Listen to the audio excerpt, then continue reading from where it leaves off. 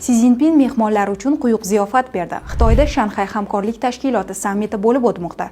Sammitning birinchi kuni Xitoy rahbari Si Zinpin rafiqasi bilan Shanxay hamkorlik tashkiloti sammiti ishtirokchilari uchun ziyofat uyushtirdi. Ziyofat oldidan Si Zinpin rafiqasi bilan xorijiy davlat rahbarlarini samimiy qutladi. Rasmiy mehmonlar uchun bezatilgan stol esa alohida e'tiborga loyiq. Taomlar ro'yxati 8 delikatesli sho'rva, soya sousidan omar, qo'ziqorinli bifshteks va dengiz no'xati bilan boshlanadi. Ammo bular hammasi emas. Asosiy taomga mashhur bug'da pishirilgan gaubali, go'shtli bulочкалari va igna qulog'i nomli qovurilgan taom kiritilgan. Desert uchun tiramisu, sarxil mevalar va muzqaymoq tortiq qilingan. Ichimliklarga kelsak, mehmonlarga kofe va choydan tashqari Tianjindagi Dynasty brendining qizil va oq quruq sharoblari taklif qilindi. Tadbirlarda 20 dan ortiq davlat rahbarlari, 10 ta xalqaro tashkilot vakillari ishtirok etmoqda. Ular orasida O'zbekiston prezidenti Shavkat Mirziyoyev va rafiqasi Ziroat Mirziyoyeva ham bor. Shu kabi jahondagi so'nggi yangiliklarni kuzatib borish uchun Qalampuruzga obuna bo'ling.